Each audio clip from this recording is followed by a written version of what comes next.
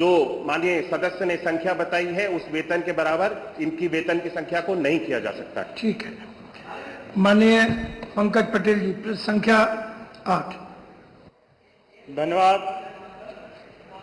माननीय अधिष्ठाता महोदय जी, आपने मुझे ग्रामीण अंचल से जुड़े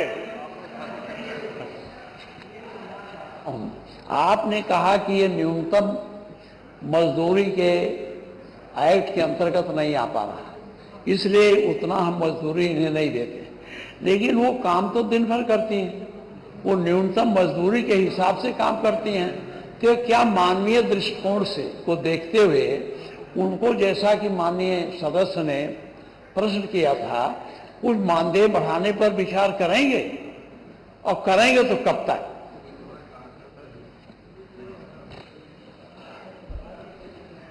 मैंने माननीय सदस्य ने माननीय नेता प्रतिपक्ष का जो प्रश्न है मैंने अपने उत्तर में स्पष्ट माननीय अधिष्ठाता महोदय कह दिया है, क्योंकि ये मानदेय है, इनको कोई ये वेतन नहीं दिया जाता, ये मानदेय पे इनको रखा जाता है 11 माह के लिए, 10 माह के लिए, और इनको सरकार ये मानदेय देती है, इसीलिए इनकी धनराशि को अभी वर्तमान में बढ़ाया जाना संभव नहीं। ठीक है।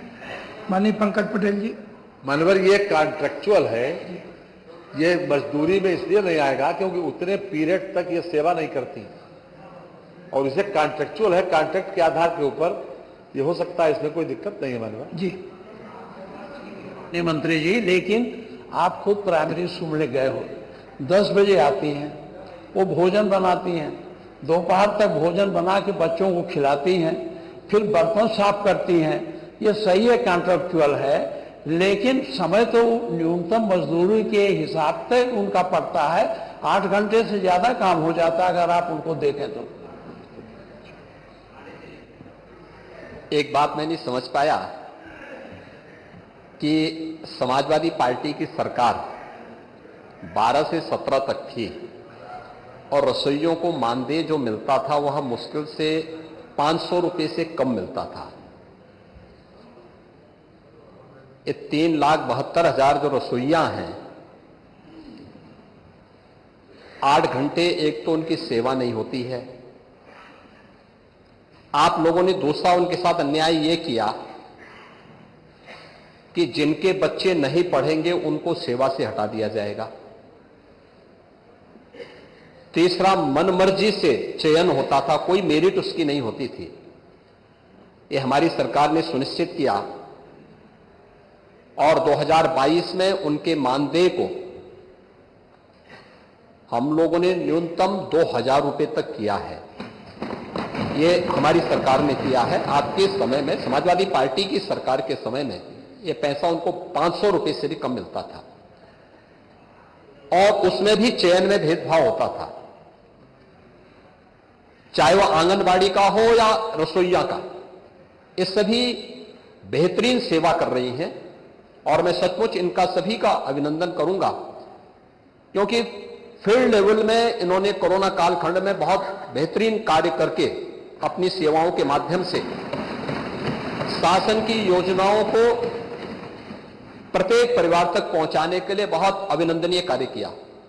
और यही कारण है कि आंगनबाड़ी कार्यकर्ती हो या आंगनबाड़ी सहायक हो, इन सबके मानदेय में बढ़ोतरी भी की है। इन्हें टैबलेट से आच्छादित करने के साथ साथ इन्हें अतिरिक्त मानदेय भी मिल सके। एक तो फिक्स मानदेय है, और इसके अलावा अतिरिक्त भी इनकी इनकम हो सके, इसका प्रावधान भी किया गया है। बहुत सारी आंगनबाड़ी बहुत अच्छा उसके माध्यम से पैसा कमाती हैं। जैसे हम लोगों ने प्रत्येक ग्राम पंचायत में, आपकी विधानसभा एक ग्रामीण पृष्ठभूमि से जुड़ी हुई विधानसभा है, अब आप भी इस बात को देखते होंगे कि हर ग्राम पंचायत में पंचायत सचिवालय का निर्माण किया है। पंचायत सचिवालय का निर्माण के पीछे का उद्देश्य यह है कि ग्रामीण क्षेत्र में हम गांव को ही स्वावलंबी बना करके राष्ट्रपिता महात्मा गांधी के ग्राम स्वराज की परिकल्पना को साकार कर सकें। वहां पे कंप्यूटर ऑपरेटर के रूप में पंचायत सहायक रखा गया है, वीसी सखी रखी गई है, बैंकिंग कॉरेस्पॉन्डेंट सखी, वह गांव के अंदर वित्तीय लेन देन का काम करती है। हमने 6 महीने के लिए उन्हें एक निश्चित मानदेय के साथ जोड़ा, लेकिन जब उन बैंक से उनका कमीशन बन गया तो वहां अब अपना पैसा कमा रही है। आपके सुल्तानपुर की एक बीसी सखी अब तक 15-15.5 लाख रुपए से अधिक का कमीशन प्राप्त कर चुकी है।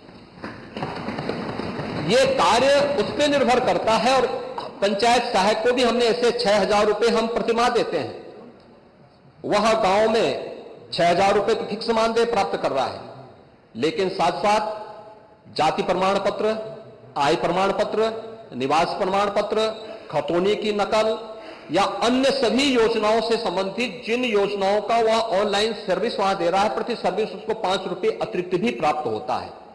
तो अगर कोई कार्य करने वाला व्यक्ति होगा तो वह उसको बेहतरीन इंसेंटिव वहां मिल जाता है, जो उसके मानदेय और वेतन से बेहतरीन पैकेज होता है।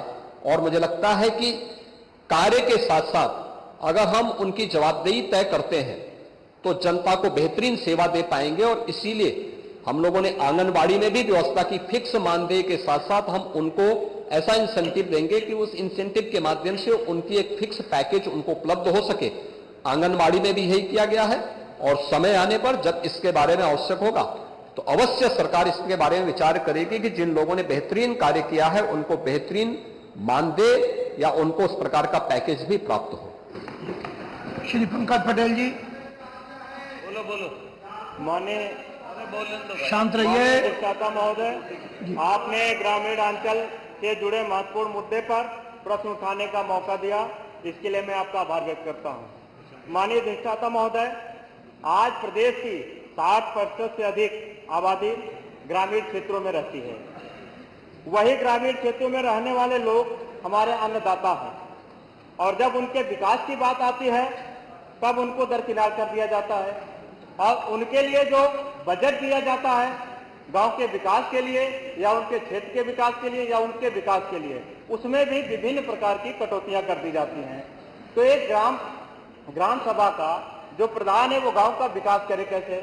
माननीय अधिष्ठाता महोदय, जो ग्राम सभा में मानदेय दिया जाता है, प्रधानों का मानदेय, पंचायत सहायक का मानदेय, सामुदायिक शौचालय के केयरटेकर का मानदेय, गौशाला के केयरटेकर का मानदेय, पंचायत भवनों के इलेक्ट्रिक बिल का, विद्यालय के इलेक्ट्रिक बिल का, प्रकाश व्यवस्था के लिए स्ट्रीट लाइट का बिल और चुनाव खर्च के लिए बिल, ये सारी जो मानदेय होते हैं या बिल होते हैं ये ग्राम प्रधान के निधि से करता है।